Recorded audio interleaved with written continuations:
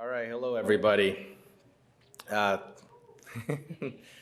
Thank you for joining us today here. The session talking about crypto adoption in Asia via social media and IP tokenization. So let me first introduce myself. I am Leo Chang. I am the co-founder and CEO of MachiX, and I have with me here as well Jeffrey Huang, founder of Mithril. So we'll go ahead and get started with the intellectual property portion of the talk, and which is MachiX. And then after that, Jeff will cover the Mithril portion. So very excited here today for you to join us talking about this. We're building a social marketplace for music copyrights, and through this, we're doing something that's never been done before. I think adoption of blockchain can take very many different forms, and specifically as it relates to a format that people are passionate about, such as music. It also removes some of the other the requirements of understanding a lot of the intricacies of blockchain in order to get to the usage or the use case and the meat of the application here. Specifically with MachiX, we are creating a social marketplace where users can follow their favorite artists and favorite intellectual property via this tokenized asset. So we're doing something that's never been done before. We're very excited about that. Traditionally, technology has not been very kind to music. When we think about Napster or YouTube or Musical.ly, what's been happening was that content was always taken from the content creators and implemented into these platforms. And rarely were these the content creators ever benefiting from this. For example, YouTube had their large billion-dollar exit a while back to Google, and that was built on the back of the content creators. And very rarely do musicians and people in the music industry and in the intellectual property side can receive the help of technology, and we're very happy that now we can help. Talking more about Asia and specifically the jurisdiction that we're in Taiwan. One of our favorite legislators in Taiwan call it Republic of Crypto. Yeah, so for those of you that have been to Taiwan, you might know Taiwan for delicious food, friendly people, and the tech sector, mostly around hardware and some software. So much as the talk that was given yesterday, or the keynote yesterday in the afternoon by SEC Commissioner Heston Pierce, she talked about how a lot of our jurisdiction here in the United States is stifling innovation based on the lack of clear guidance, et cetera. And I actually moved to Taipei just about 6 weeks ago to pursue full-time in this project that I started back in November with our co-founder. And it is actually because of this reason where going to Taiwan, where it's a more favorable jurisdiction, that a lot of the work can be done. Besides that favored jurisdiction, there's also the fact that in China, where a lot of labor pool goes from Taiwan sometimes, that competition goes away in this particular sector because China has banned a lot of the cryptocurrency work and remains some of the blockchain work, but it's still murky. And actually, now we're happily building away in Taiwan, where we're building our platform. We're getting to do something awesome, something that's never been done before. And with the support of the government there, we have very accessible legislators such as Jason Su, otherwise known as the crypto congressman by Vitalik Buterin. And here you see him in the picture with Jason and Vitalik and Jeff here as well. So we have a lot of support from the Ethereum community in Taiwan. We have a lot of support from Jason, who's one of the legislators there, as well as Freddie Lim here. I think it tells a bit about Taiwan, where the legislators come from a very different background. And in this case, Freddie's also a big supporter of our project at MachiX, as well as pushing for a lot of favorable legislation and working with us to create new legislation so that the projects we're working on and the ideas we're pushing can be implemented. And funny thing, other than being a death metal band singer, Freddie here is also former chair of Amnesty International in Taiwan. So he has a varied background. And for those of you that may be knowledgeable to the politics in Taiwan, there's definitely a lot of back and forth for various reasons. But in this particular case, for the benefit of economic development and for technology to move forward, the Taiwanese legislators have been super helpful. Besides that, we've also, through these guys and through other folks in the government, been able to work with the FSC, who is the SEC requirement in Taiwan. They're also doing a lot of work around consumer protection and at the same time trying not to stifle innovation. And then along with working with the FSC, we're also working with the Ministry of Culture, where we're learning about how to better fit something like copyrights and have that fit into a landscape that's not like an SEC type security type regulation. So, a little story about music copyrights here. So music copyrights are interesting and they're valuable. So who here has heard of the story about the Beatles catalog? Anyone? Anyone? Few people? Great, awesome. So this story I found very interesting. It's also served as an inspiration to the founding of MachiX and really revealing, as I said earlier, that music copyright is valuable.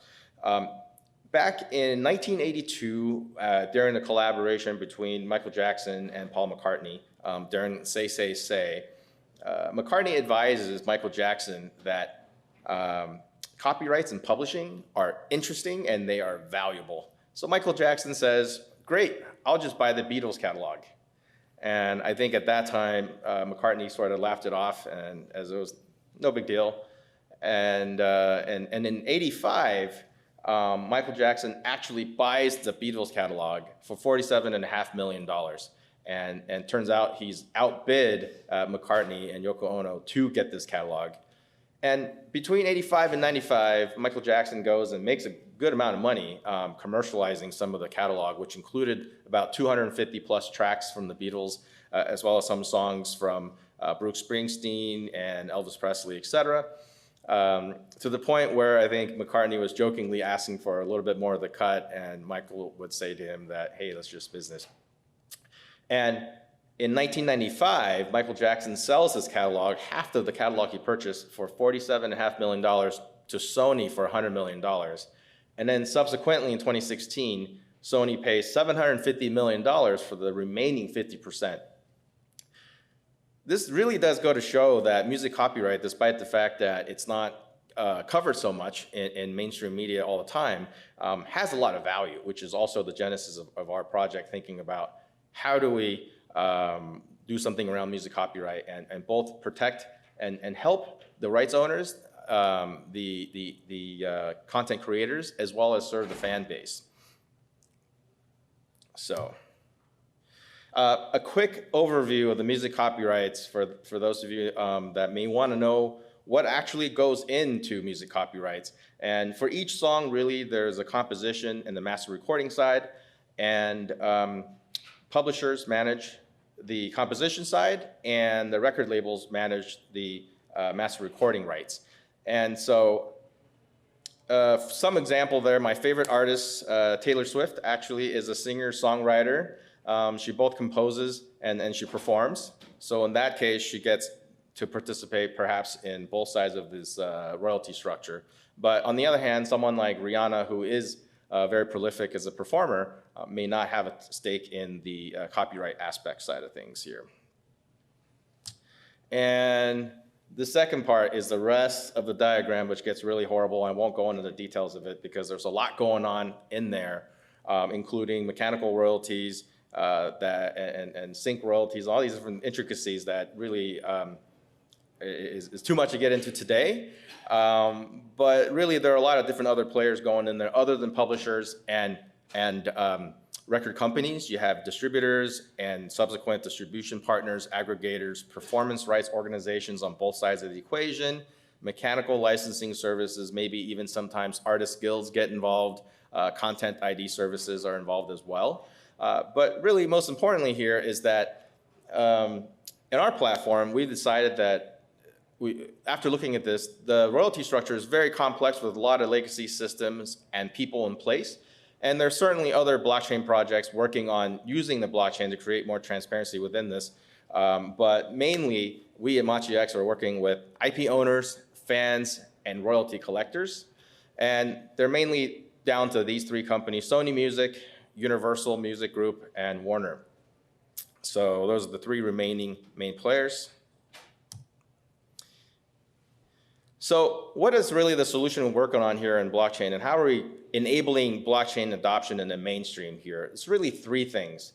We're unlocking the value of music copyright, and we're fractionalizing ownership through traditionally, here, if an audience probably familiar with some of the STO theses, and we're creating a new model for fans to interact with the artists, and I'll go into each of these things here. When we think about the problem today, there's really no existing marketplace that connects buyers and sellers and enable price discovery. So for example, if you own copyright to a song, you can only pretty much transact by licensing it to the three aforementioned Warner, Sony, and Universal. And there's really no other option. So I've heard it likened to, you own this house and you can only rent it out, you can't sell it, and there's only 3 buyers in the marketplace ever. So we're now unlocking the music copyrights value by creating this marketplace, and then fractionalizing ownership through the blockchain, allowing for fractional pieces of intellectual property and songs to transact, and then taking advantage of the fact that the blockchain reduces costs of verification. We can actually allow this to be, the research of the copyrights can be done once through our platform, and then you can then, as users, our user can naturally just participate in the ownership, knowing that we've done a bunch of this research and it doesn't have to be repeated again. Because today in the traditional structure, the costs are high. It takes a long time to do all these research, and once you connect it, you finally find the sellers and the buyers and you connect them, it takes a long time to settle these transactions. You need a lot of lawyers, and there's a lot of legal fees involved. So taking advantage of the fact that cost of transaction is one of the advantages here using the blockchain, I think that's we're able to accomplish this piece. And then when you think about how IP owners and when you write a song, and most of the time artists they get a piece of the cash advance and then they get paid royalties 3 to 6 months downstream. And again, that's the only option they have, and they have no marketplace to achieve a sale or a buy through this. And so what we're doing is we're building a platform to achieve that. Okay, so what else are we using on the blockchain here as we think about implementing the blockchain toward royalty payment as it applies to this industry? So traditionally, if you have maybe 2, 4, up to 10 or so people who co-wrote a song, then you might say, okay, every time royalty payment comes in, it gets split a certain way, money gets sent to individuals' bank accounts, and that's okay. But what we get the benefit of doing here is using smart contracts. We're building in-house a smart contract protocol for royalty payments, and we are open sourcing this, and the team is working on making this an EIP, and so if any of you have interest in helping us build this as well, we welcome you to join us in this effort. But through this protocol, what we're enabling to do that's never seen before in the industry is so that you can simply take the payment of a royalty structure, just send it straight to the smart contract, and in this example that I have here on the screen, you may have $100 split, just for sake of calculation, across 4 different people in varying amounts of this royalty structure. It gets sent in the form of DAI, or it also could be any form of stablecoin, and through the smart contract itself automates the distribution of the royalties in a way that people can easily track, and it's fairly simple. It also means then that when you fractionalize all this ownership, you don't really have to worry about if I go from 2 to 4 to 10 people, today's manual process, you're going to need to get everybody's bank accounts, et cetera. But with this system, this allows for ownership, fractionalization, and as well as distribution of the royalties in a meaningful way, in an automated way. So it doesn't really matter if your copyright is split into 4 people, 10 people, 100 people, 100,000 people. Theoretically, all this stuff can be automated and done in a fair and observable way through something like a smart contract. So along with this, going back to the idea of creating new models for fan-artist interaction, now fans can actually own a piece of the music that they perhaps love because of the fact that the song was part of their wedding song, or maybe with their spouse or with their high school sweetheart, that was a very important song to them, that they can own a piece of this music, and then they can also own a piece of the music royalties. And it creates this capability for fans to not just collect something that's a merchandise, but a piece of the music, and own a piece of this art. And owning a piece of this art creates a more rabid fan base. We like to joke about how the XRP army has brought a lot of value to that protocol and that token. So allowing this to have loyalty with royalty in this case. So if you are a big fan, then you can support the music in a big way, and you can also benefit from this. So we can see a scenario where possibly some fans go and promote a concert, promote a song because they own a piece of it. So it's not just that they love it and they love the song or they love the musician, but they now have a stake in actually owning a piece of this action, which was never been done before. Okay.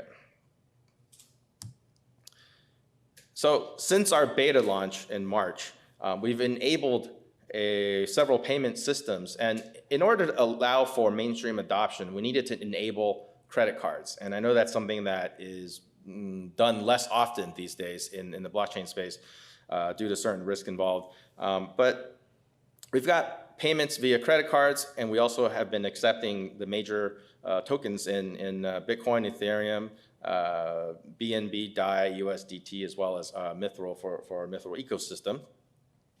So far, we've listed 14 major songs made famous by award-winning artists in Asia. This is an award called the Golden Melody Award.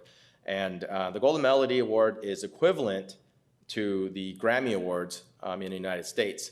So it would be the equivalent of putting up Grammy Award-winning songs and tokenizing them, except in the Asia world, in the Asia music scene, is the Golden Melody Award.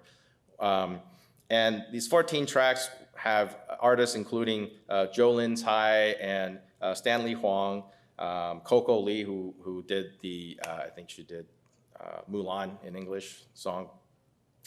So in this adoption, we have a UI that looks very much kind of similar to some of the exchange UI, and that's allowed for some of the adoption from the crypto crowd. It also has actually presented some challenges from the mainstream crowd, as if those people aren't traders though, however, they don't trade on a daily basis, they're not familiar with something like a Binance type scenario, that does get, in fact, more challenging for them. But ultimately, we're certainly moving this toward a more mainstream friendly type of UI. So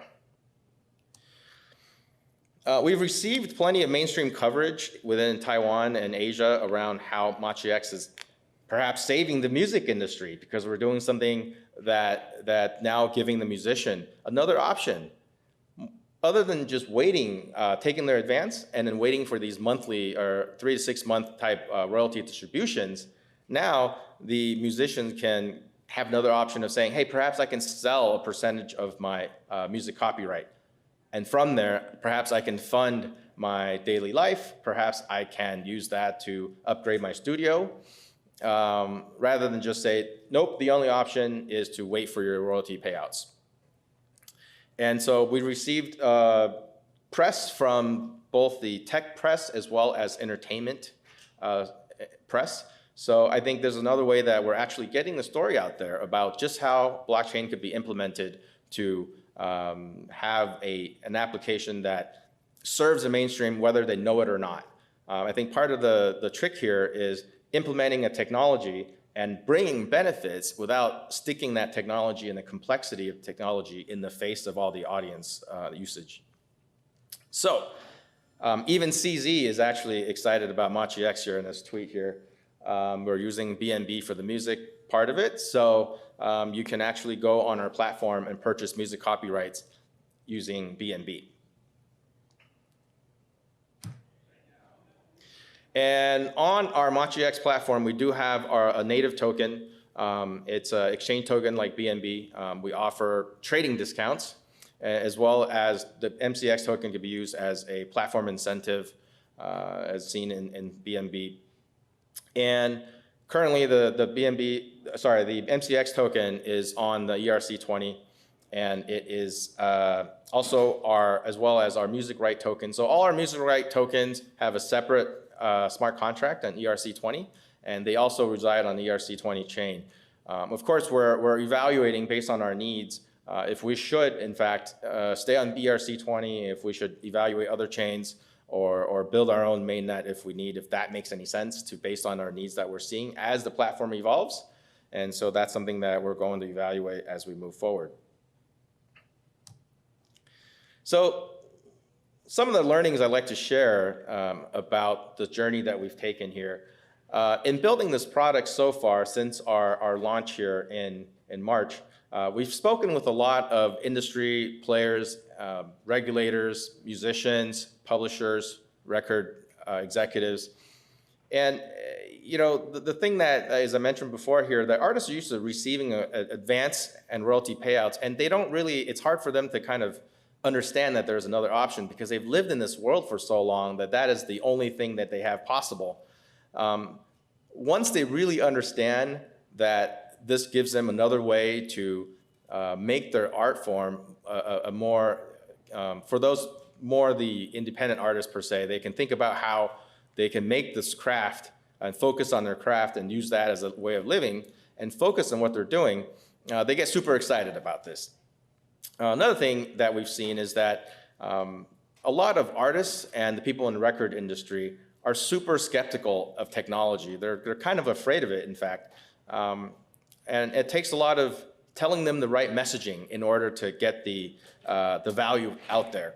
And so I think talking to a different set of people that, unlike the folks here at Consensus, the folks in the record industry certainly take a lot different approach, and making sure that sticking to the high level message and keeping things simple is a very important way to communicate.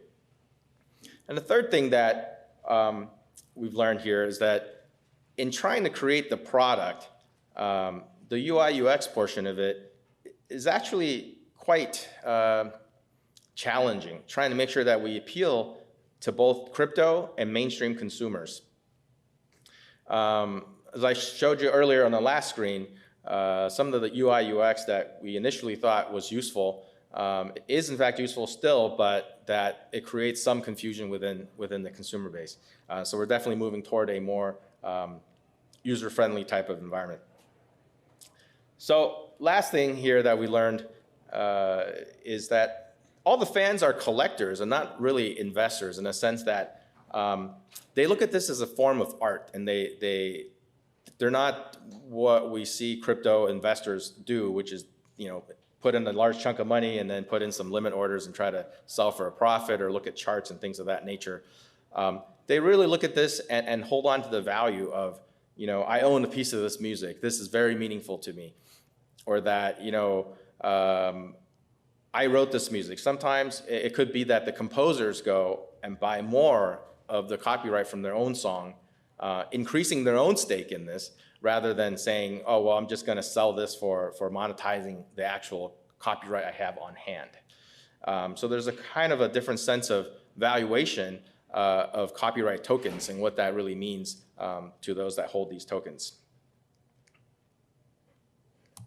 Okay, so work with us. Yes, so if any of you here are in the music industry, film and TV, or if you own any IP who want to tokenize, we'd certainly love to have the conversation, or if you know anybody who does.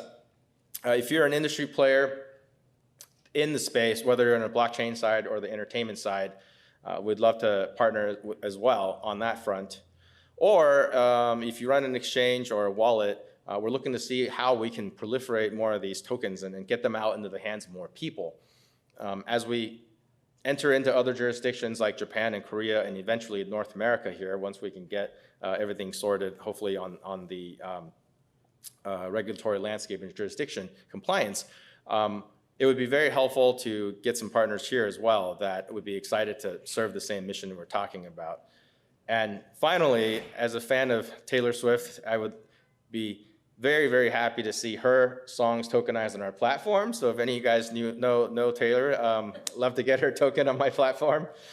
So go ahead and feel free to reach out to me, leo@machiX.com, if you have any comments or things you can do here to work with us. Love to get some ideas from you guys as well, and would love to get more into the music industry here.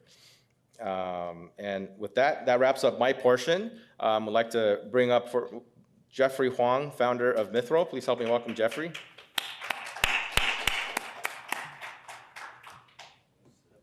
Yeah. Oh, yeah. Yo. Okay. My name is Jeff Huang. I'm the founder of Mithril. A little background on myself. I'm from the entertainment business. I've been doing it for like 25 plus years. My latest project is the live streaming. It's like the new form of social media. And then like looking at the turnout today, I'm thinking maybe we should have talked like how to get listed on Binance or how to get listed on the big exchanges. Or I'm not sure what the target audience is here today. I mean, are you here to learn about crypto or how to list? Do you guys have your own projects? I'm not sure what kind of crowd we have here. So, I just go with what I had planned, which is just to shill our project, And so my latest project is Live AF. It's a live streaming platform. It's the largest in developed Asia, meaning Taiwan, Korea, Japan, Singapore, Malaysia, Hong Kong, Thailand, and Indonesia. And doing live streaming definitely gives, we're on the forefront of like everything from social media to live streaming as in like towards e-commerce application, kind of like a QVC through your mobile. And next frame. Okay, so in 2017, we had the ICO craze, the whole proliferation of cryptocurrency. And at the time, I've already heard about Bitcoin like many years ago, but my shady friends or my more dubious friends kept pitching it to me, so I ignored them and I didn't want to get involved. But later on in 2017, all my engineers at my live streaming company were buying Ethereum, and I was like, what is that? A funny story. I came to my office and everybody looked sick. And I was like, oh, what happened? We got the SARS virus again or whatnot going on in Taiwan? And my engineer's like, no, it's Ethereum. I was like, oh, what the fuck's Ethereum, a virus? And they're like, no, it's cryptocurrency. And I asked them, what's wrong? And they said, oh, it was 250, now it's 150. And then so everybody lost a lot of money, everybody looked sad. And that's when I found out about Ethereum, asked them about it, they told me about smart contracts. And I was like, oh, that's even more interesting than just Bitcoin. So I was thinking, okay, how can we apply smart contracts or blockchain to our live streaming company? And from there, got into it. I opened an account on Kraken, shittiest service ever. I realized that, these players are easy to beat, these exchanges. If Kraken was, the top-notch player in the industry. From there, I discovered Bitphoenix, which I was like pleasantly surprised, except that I was like, hey, there's no fiat on-ramp. It's just crypto. And so I was like, well, how do I get on there then? So I picked up on the industry. I spent a lot of time learning about it, and I attended a few conferences like this one. And I did my own research. You got to do a lot of it. And from there, I realized that there are a lot of interesting aspects of it and how it could affect my business, which is live streaming.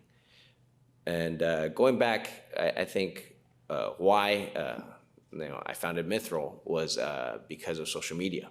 For the longest time, as an artist and producer and management, and I've been in entertainment all this time, I felt that technology has been taking advantage of content, including my especially. It's like I built my fan club on Facebook, I built my fan club on YouTube and whatnot, but they're dictating the games and the rules. I have like 170,000 fans on Facebook, but I can't reach them unless I pay them. It feels like a big FU, and I felt like I give them my content for free, but they don't pay me. They don't share revenue or anything. They just make the money, and they charge me when I'm trying to promote my next concert or my next album or like a event happening at my club. They were charging me. So I was thinking, well, everybody's content is worth something. What if I created a new platform that was rewarding content creators? So at that time, we created social mining, and Mithril's initial start was with social mining. And basically, if you post content, now it's PyPy and Yimo, so the two places where you can mine Mithril. We have a third social mining app that will be going online soon. It's a live streaming one. It's called Zoo, but it's not up yet. So those are three places that you can socially mine Mithril. Like basically, you post content. It has to be good content. What we've noticed, the trends that we've learned recently is most people don't have any good content. It's pretty bad. And if you do post content, our advice is you get your friends and families to follow you because they're the only people that care about your photos. And but if they do come to look, you will earn or mine Mithril. Going from social mining, though, that's not all we do. I mean, we put in a lot of work. I think one of the key things that Mithril has done in the last year and a half is that I guess there's so many models out there. There's so many people out there shilling their projects and things like that. I think what we are is we're a business model base using blockchain technology. I mean, we're not here to do charity. We aren't really a crypto movement. We're a business that's using the newest weapon or the newest technology to try to get advantage on our competitors. And to that point, we do have a lot of employees. For Mithril, we do have 25 employees. For my live streaming company, I have 800 employees. And we have 15,000 content creators on that platform. But managing our 21 employees and what we've been building for the year and a half, aside from finding partners like PyPy and Yimos that do partner with us.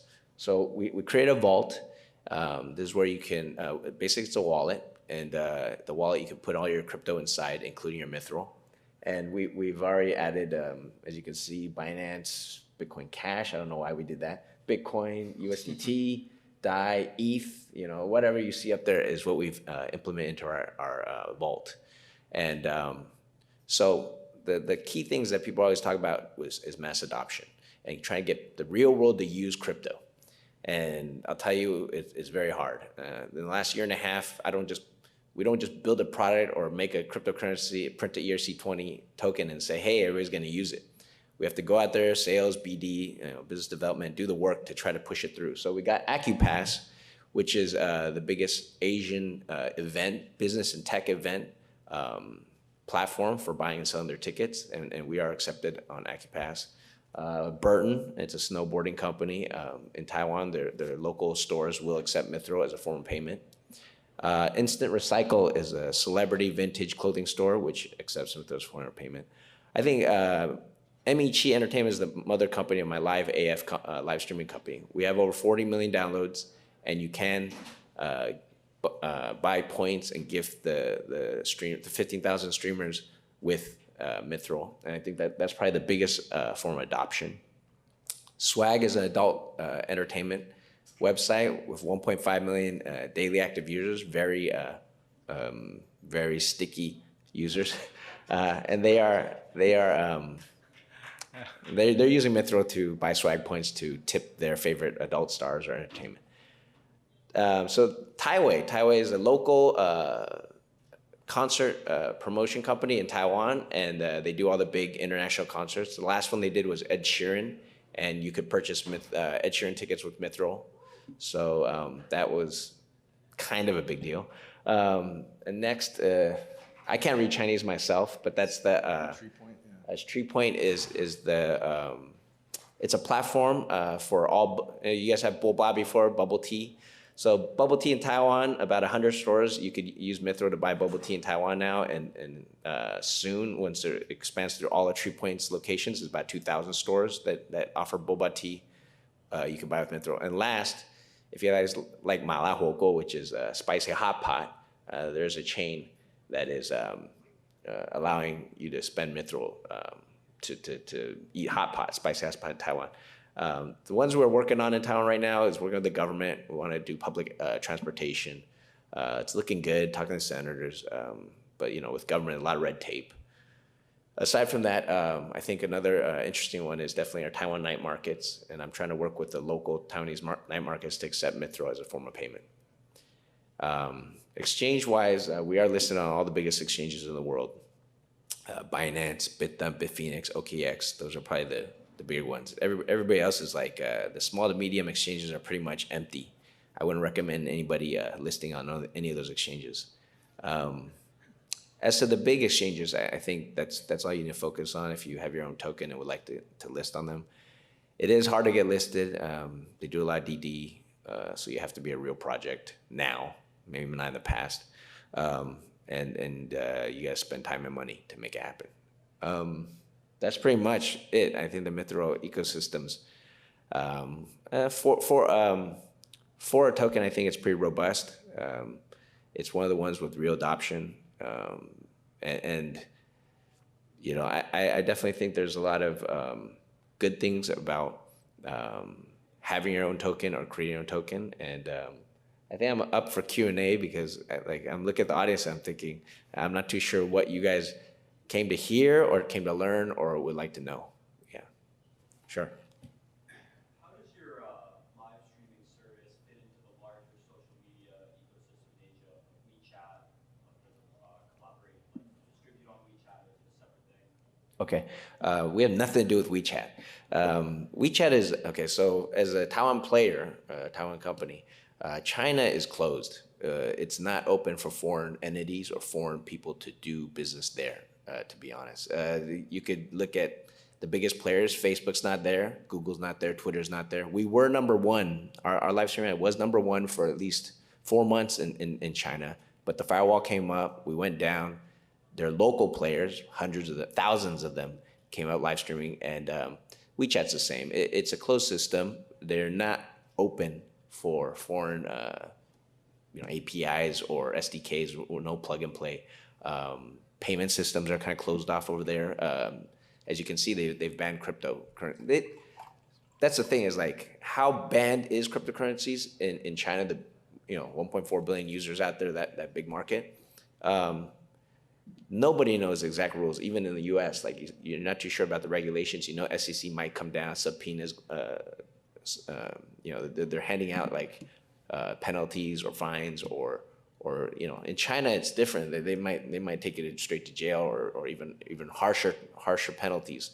So the beauty of it that Leo did bring up right now, and this is for everybody, is I think there's a huge opportunity to do well in cryptocurrency or to make a lot of noise because you've killed off a lot of the players, big players. Like with my live streaming app, we've run into monsters with tons of funding, tons of network, tons of background. But with cryptocurrency, with Mithril or Machi X, it's quiet. It's so quiet, it's unbelievable. It's because the governments have scared off a lot of the big players or real players. And in the States, I think the SEC has done the same. It's scared off a lot of the big players, or it's a wait and see. And so with the wait and see, I think if you grow big enough, you'll have a moat or you'll have a barrier to entry that you can, you could sell out to one of the big players later on, or you are one of the gorillas or the monsters out there that can't be beat anymore once regulations open up. And from my own experience, and since I'm from the music industry, I feel like technology is very disruptive. Like for music, I was doing CDs and I was still selling cassette tapes back in the day. Napster or Kazaa came in and they didn't ask for our permission and then like just raped the music industry and disrupted it. And did the government step in to stop it? Kind of, not really, but it's too late. It opened the Pandora's box. And to today, music industry is still one of, like, in my opinion, most abused industries by technology. Like if you look at Musical.ly, or now it's called TikTok, and you can see TikTok advertising everywhere. Without the music in any of those videos, you wouldn't watch any of those videos. And for YouTube, same thing. Like when they started, they didn't get permission. They actually had Safe Harbor Act from the government to protect them from content producers like myself for suing them. I would tell them, hey, you're using my content. They'll just have a takedown. They just take it down and they're good. But it gets uploaded again and again. And after a while, music just gives up. They're not that harsh. The movie industry is very tough, though. Those guys are tough. You take down their shit, you do a little illegal of their shit, and they go after you for a long, long, long time. We're musicians, we rather focus on our art than business or legally or suing people. So it's a very unique time, I think, this entire industry that we're in right now. And I think blockchain, I don't think it's, I think there's a lot of ways you can apply it to your current business that can give you a big competitive advantage. And I think that's what we're trying to do right now, is to use it to put a moat up and to get a head start on our competitors. Yeah, thanks for the question. Any other questions? Yeah, sure. What's your take on the upcoming launches of blockchain platforms for some of these major Asian chat apps? So I'm thinking of, say, Kakao's Clayton and Line, or Link's Line, or Line's Link. Okay, Line, Kakao, these guys? Yeah, the two of them are launching some major blockchain platforms. Curious if you're exploring integrations with that, or just have thoughts in general. Like there's too many protocols out there. Ethereum's the king right now for smart contracts. There's a bunch of them trying to hit them up and knock them out of there. And in my opinion, they're all pretenders. I kid around. I say my nickname's Ethereum Enforcer.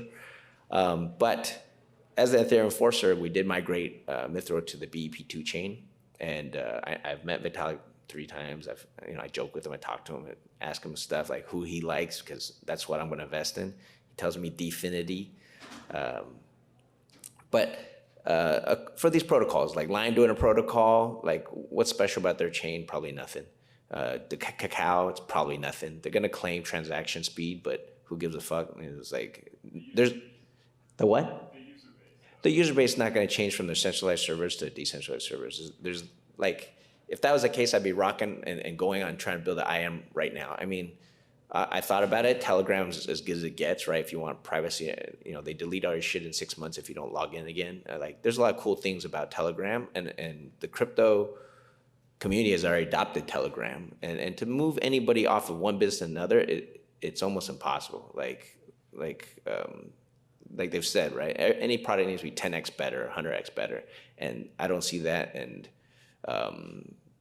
a lot of these things in the crypto space, when I'm looking at it, they don't have their feet on the ground, and it's their head in the clouds, and they're just imagining something's going to happen. Where I think there's real business, and it has to have a business model. It has to make sense still. Yeah. Any other questions? There was a question in the back there earlier. Is there any? Nope. Okay, cool. We'll wrap the session. Yeah. Thank you everybody for attending our event. Yeah. Thank you.